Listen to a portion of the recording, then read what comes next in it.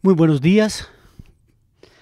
Hoy quiero que me acompañen en una oración y antes de venir me encontré con el Salmo 86 y dice lo siguiente: Inclina, Jehová, tu oído y escúchame, porque estoy afligido y menesteroso.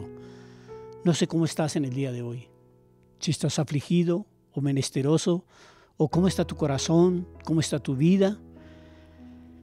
Guarda mi alma, porque soy piadoso. Salva tú, Dios mío, a tu siervo que en ti confía. Ten misericordia de mí, Dios, porque a ti clamo todo el día. Alegra el alma de tu siervo, porque a ti, Señor, levanto mi alma. Porque tú eres bueno y perdonador, y grande en misericordia para con todos los que te invocan. Escucha, Dios, mi oración, y está atento a la voz de mis ruegos. En el día de mi angustia te llamaré, porque tú me respondes. Dios, gracias, porque tú conoces nuestro corazón, tú conoces nuestra vida, tú conoces nuestra situación en todo momento. Hoy levanto los brazos espirituales de todos aquellos que me acompañan en esta oración. Señor, solo tú sabes cuál es su verdadera necesidad. Solo tú sabes cuál es su angustia, cuál es su desesperación. Señor, hay muchos hombres, mujeres, con ansiedad, con depresión, por los problemas y los embates de la vida, Señor. Hoy los ponemos delante de ti y pedimos sabiduría y fortaleza. Señor, que tú traigas la revelación a nuestras vidas para sobreponernos a esta angustia, a este dolor, a esta necesidad, Señor. ¿A quién más iremos, Señor? Si solo tú tienes palabra de vida eterna. Solo tú eres el sanador, tú eres el restaurador. Tú pagaste todo, tú lo llevaste todo a la cruz y nos hiciste libres, y hoy creemos. Por eso levantamos nuestros brazos a ti como el bebé que va a su papá a pedir protección, a pedir ayuda. Hoy venimos delante de ti a pedirte ayuda, protección. Nos sentimos solos, afligidos, menesterosos, tristes, abandonados. Señor, cada día hay situaciones difíciles. Hoy, Señor, hay personas en situaciones terribles que han dormido en la calle, Señor. Hay personas en situaciones económicas difíciles. Hay personas, Señor, en que su hogar está destruido, se está destruyendo, donde los hijos, Señor, hay problemas en casa, donde hay rebeldía, donde hay desorden. Señor, pero hay algo más terrible. Aquellos que están en pecado, Señor. Aquellos que son conscientes de que andan en el pecado y en la oscuridad y en la muerte. Más valdría una muerte física que una muerte espiritual.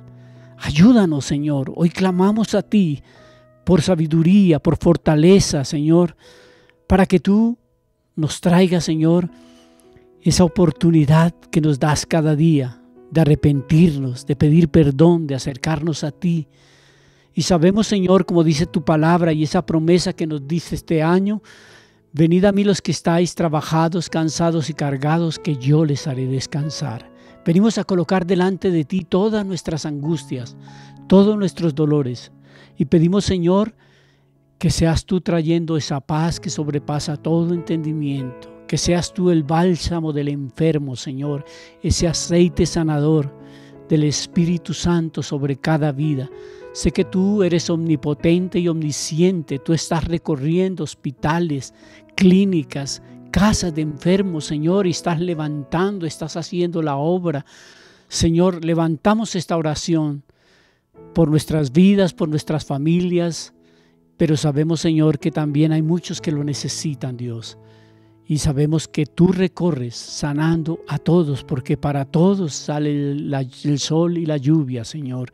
Gracias, hoy descansamos en ti, Señor, y emprendemos un nuevo día llenos de entusiasmo, llenos de fe, llenos de esperanza, de saber que tenemos un Dios todopoderoso, que todo lo puede, que todo lo hace, que el Señor Jesús dio su vida por nosotros y nos trajo sanidad, que por sus llagas fuimos nosotros curados.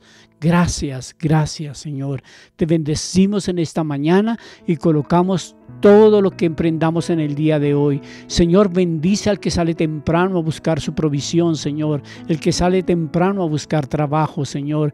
Bendice, Señor, a aquel que se transporta en una moto, en una bicicleta, en un bus, en un camión, en lo que sea, Señor. Padre, que salgan temprano y que lleguen temprano a casa, que lleguen bien, Señor. Gracias, Señor, y bendice a aquellas mujeres, cabeza de familia, Señor, que salen a buscar el sustento diario, aquellos hombres que viven del día a día, Señor, que lo que hacen en el día es para sustento diario, Señor, para dormir en la noche. Padre, provéeles. Gracias, Señor, porque tú no dejas un justo desamparado, Señor. Te bendecimos, Señor, en este día y nos vamos seguros y confiados de que tú vas delante de nosotros. En el nombre de Jesús, amén y amén. ¿Cuántos tienen al Señor como su fortaleza? Amén. La palabra dice que el gozo del Señor es nuestra fortaleza. Amén. ¿Cuántos lo creen? ¿Cuántos saben que esta es una mañana de victoria, de perdón, de libertad, de sanidad? Amén. El Señor está aquí. Yo te invito, iglesia, que en esta mañana te goces y puedas declarar: tú eres mi gozo, Señor, y tú eres nuestra fortaleza. Amén. Vamos con las palmas. Señor, venimos a adorarte con todo el corazón. ¿Y cuántos gritan amén? ¡Aleluya!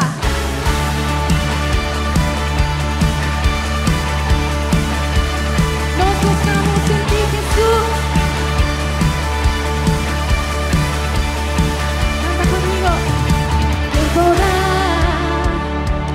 Separarme de ti, Dios, si aún cuando te fallo aquí estás.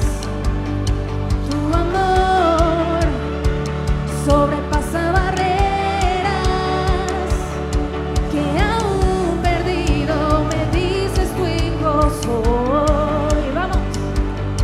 Ni lo alto ni lo profundo me pueden alejar de ti, ninguna cosa en el mundo me puede separar de ti.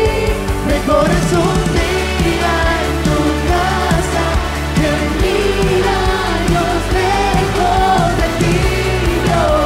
Tú eres mi gozo, Dios. En ti todo es bueno, borras mi pasado, ya no hay tristeza. Tú eres mi gozo, Dios. Tú eres mi gozo, Dios.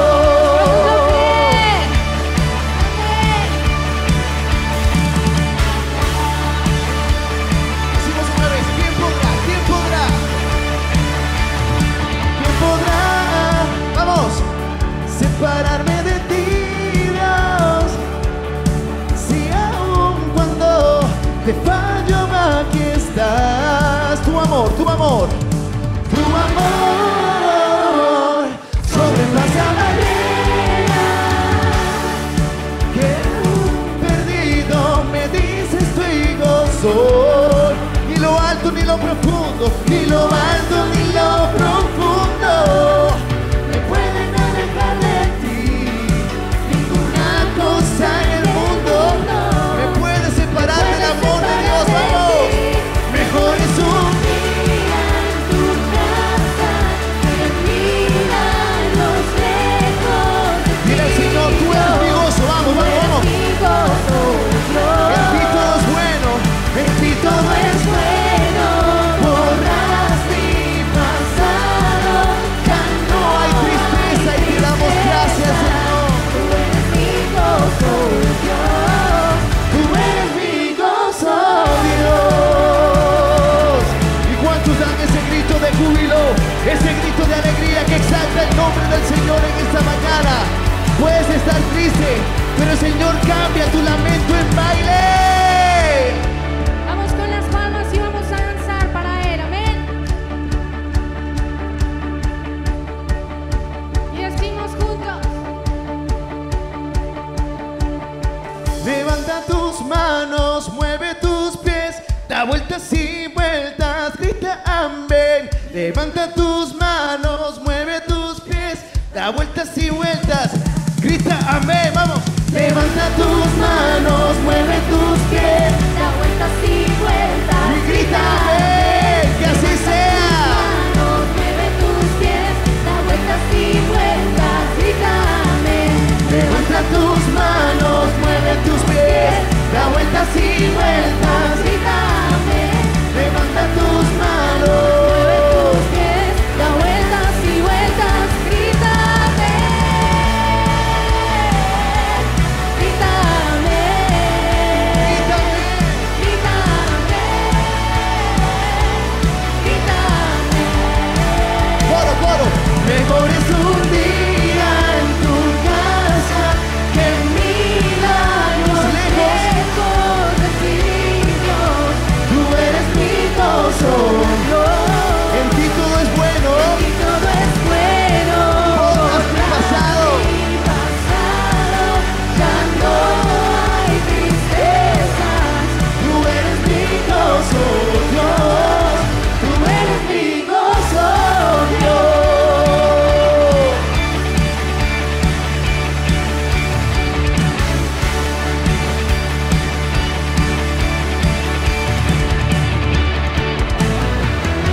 amén. El gozo del Señor es mi fortaleza, dígame. El gozo del Señor es mi fortaleza. Aleluya. Buenos días, bienvenidos a nuestro devocional diario. Es un tiempo hermoso, es un tiempo maravilloso para escuchar la palabra de Dios. En el día de hoy, nuestro devocional, vamos a estar en Romanos, en el capítulo 7, en el versículo 7 al 25. Y es algo muy interesante, ¿verdad? Que me gustó muchísimo este devocional. Y aquí me encuentro con algo que a veces nos pasa. ¿Usted a veces se ha encontrado luchando con sus pensamientos por una palabra o por algo que te haya sucedido? En otras palabras, ¿te has confrontado muchas veces frente a la palabra, frente a las cosas que suceden? ¿Cierto que sí? Imagínate que en Romanos 7, esta palabra la he titulado La lucha para hacer lo bueno. Hacer lo bueno no es fácil. Y a veces cometemos errores y sufrimos luchas internas en nuestra mente, en nuestro corazón, por hacer lo bueno. Y Pablo, aquí en Romanos, está en una discusión interna sobre la fe, la ley y el pecado. Que yo creo que todos hemos tenido ese tipo de luchas. Y para ir a la palabra, en el versículo 7 del capítulo 7 dice: Ahora bien, ¿acaso sugiero que la ley de Dios es pecaminosa? De ninguna manera. De hecho, fue la ley la que me mostró mi pecado. Dice: yo nunca hubiera sabido que codiciar es malo si la ley no dijera no codicies.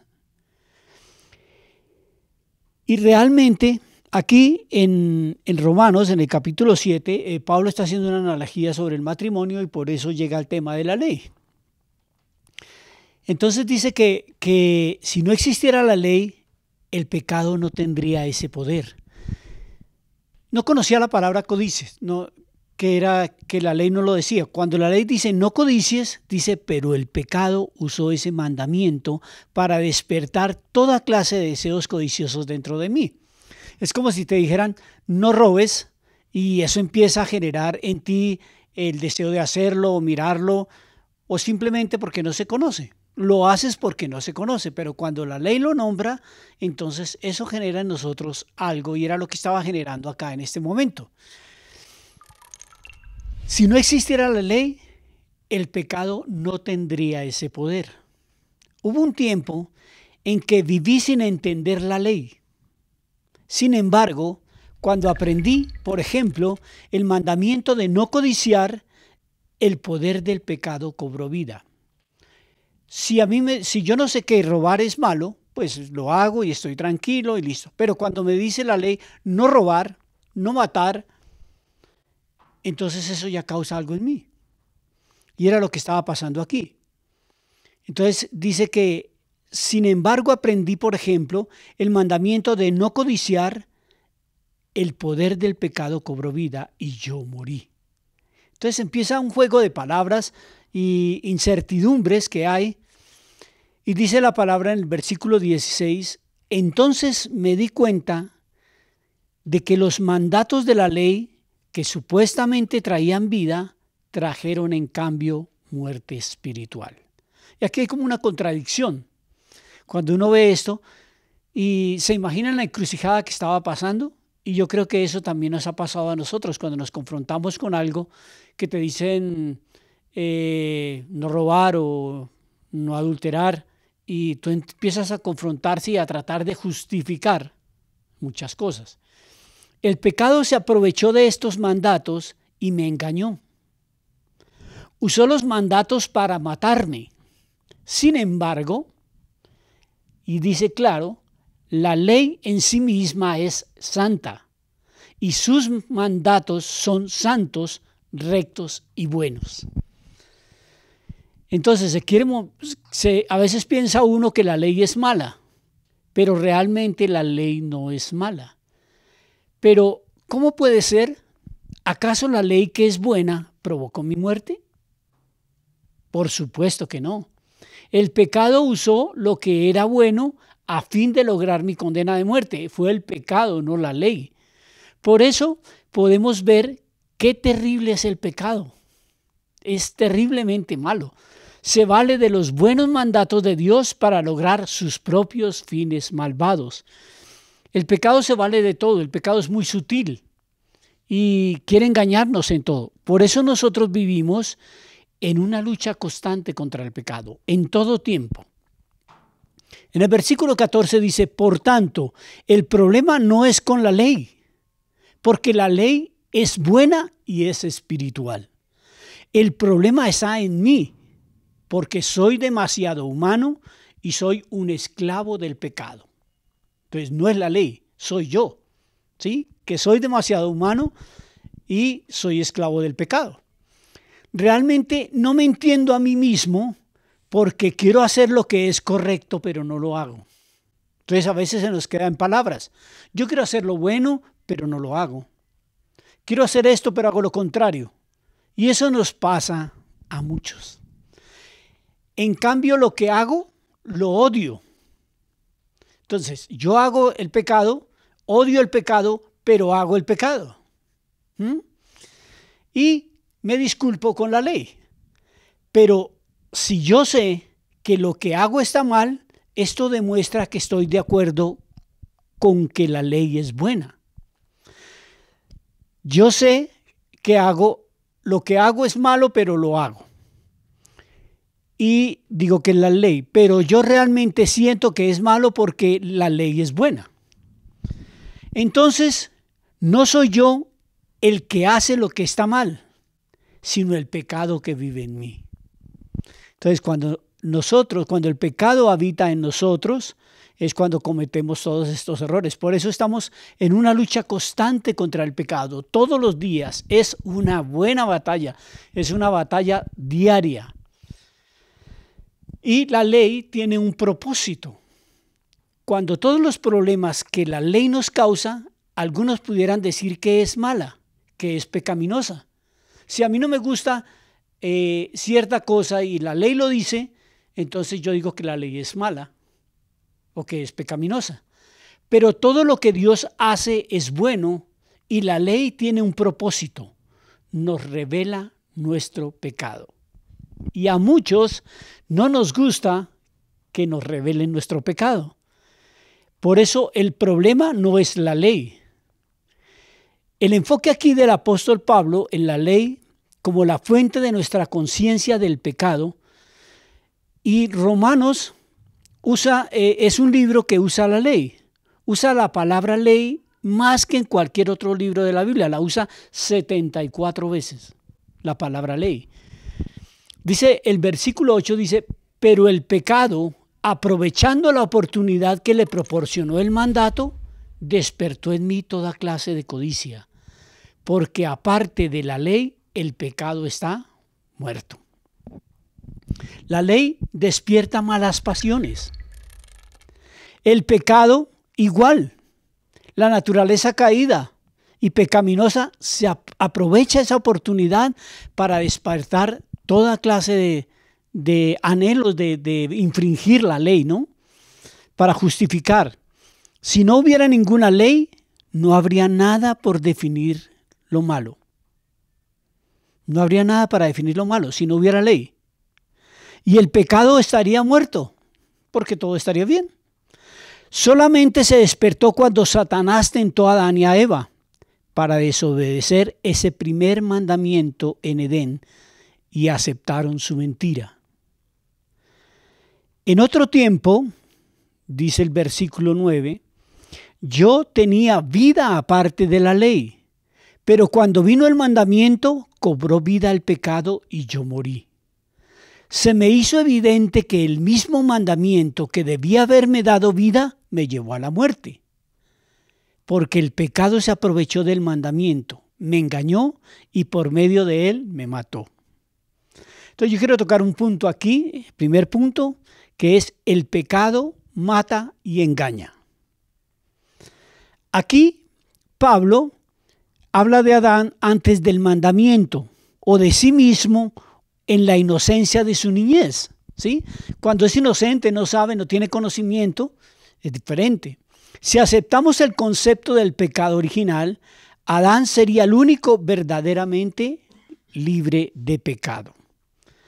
Ahora, con el pecado vivo a causa del mandamiento y ello se convierte en una persona ficticia que le engaña y le mata. Por eso no debemos subestimar el pecado, no debemos confiarnos, porque el pecado tiene el poder para engañar, para matar, para destruir. Por eso concluimos, pues, que la ley es santa y que el mandamiento es santo, justo y bueno. Y otra vez, aunque el resultado de la ley es la muerte, la culpa no es de la ley, solamente revela la rebelión en nuestros corazones. La culpa es nuestra. No le echemos la culpa a la ley. Y dice en el versículo 13, pero entonces lo que es bueno se convirtió en muerte para mí. Y a veces como que no estamos de acuerdo, ¿no? Que tanta prohibición, que tanta ley, que eso va en contra mío, que eso me afecta. De ninguna manera. Más bien fue el pecado lo que, valiéndose de lo bueno, me produjo muerte. Ocurrió así que el pecado se manifestara claramente, o sea, para que mediante el mandamiento se demostrara lo extremadamente malo que es el pecado. Así, por medio del mandamiento quedó demostrado lo terriblemente malo que es el pecado, que puede afectar, que destruye tu vida, que mata. El propósito de la ley es para mostrarnos nuestra depravación, para llevarnos a la desesperación. El pecado es tan feo, tan malo, que llevó al Hijo de Dios a la cruz. Nos damos cuenta que es imposible en nuestras fuerzas obedecer los mandamientos. Necesitamos a un Salvador. Sin la misericordia y la gracia de Dios estamos completamente perdidos. Sabemos en efecto que la ley es espiritual, pero yo soy meramente humano. Está aquí hablando Pablo en el versículo 14, malo, o sea, débil y carnal, y estoy vendido como esclavo al pecado. Por eso la invitación de abrir nuestros ojos al pecado. El pecado nos esclaviza, y es el segundo punto que quiero tocar, el esclavos al pecado. ¿Crees eso? En nuestro orgullo es difícil para muchos admitir que somos esclavos y esclavos del pecado. En otras palabras, es difícil admitir que somos pecadores. No nos gusta ni que nos digan ni que nos cuenten, pero en el fondo, como hablaba Pablo sobre la ley, en el fondo sé que es bueno y que es malo, aunque haga lo malo. Cuando hago pecado, yo sé que es malo, pero no lo manifiesto y lo vivo. Por eso hago lo que no quiero. Pero nuestra experiencia lo confirma. Dice, no entiendo lo que me pasa, pues no hago lo que quiero, sino lo que aborrezco. No hago lo bueno, hago lo malo. No hago lo bueno, hago pecado. Y vivimos una lucha en todo momento, en todo tiempo, en eso. Y eso es una lucha interna en nuestra mente y en nuestro corazón.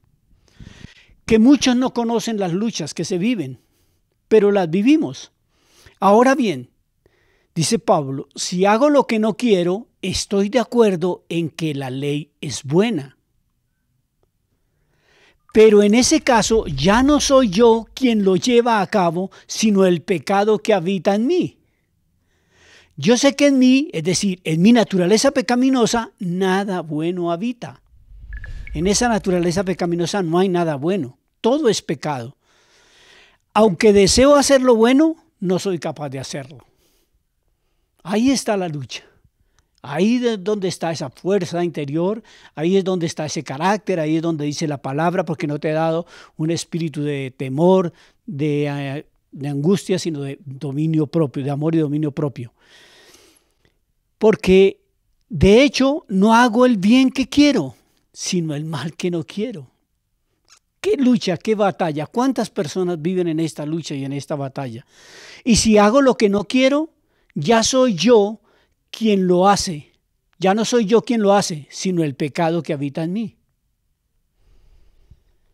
Entonces, preguntémonos. Cuando uno ve este juego de palabras, parece difícil, pero realmente es sencillo y claro entenderlo. ¿Te parece aquí que Pablo está echando la culpa, buscando una excusa para su pecado? Es posible que tanto un conflicto dentro de nosotros puede parecer que el pecado nos controla. Y eso puede ser una experiencia de muchos que estamos pasando o que están pasando, que el pecado controle sus vidas y nos excusemos en el pecado como tal, o en el desconocimiento, o en la ignorancia, o en aquello que dimos, no, es que soy tan bueno que no tengo conocimiento. Así que descubro esta ley, que cuando quiero hacer el bien, me acompaña el mal. Porque en lo íntimo de mi ser, me deleito en la ley de Dios. Pero me doy cuenta de que en los miembros de mi cuerpo hay otra ley, que es la ley del pecado. Puede ser, en lo profundo tengo a Dios y creo en Dios y en su palabra, pero hago el pecado. Esta ley lucha contra la ley de mi mente y me tiene cautivo, dice Pablo. Entonces, como resultado de esto viene mi guerra interior. Viene una guerra interior. Si es difícil para Pablo explicar lo que está pasando, es porque hay una guerra interior dentro de nosotros. Por eso debemos estar todos los días buscando la presencia, vivir realmente la palabra, ser verdaderos cristianos, ser apasionados, creer a la palabra. Lo bueno y lo malo están batallando en todo momento. Hay guerra en su mente y en los miembros de su cuerpo. Y es cautivo de esa guerra, en medio de esa guerra. Se puede escapar lo maligno, se puede escapar el pecado. Siempre está ahí, mofándose. Por ello, cada vez que quiere hacer lo bueno, de pronto sale lo malo, o casi siempre gana lo malo.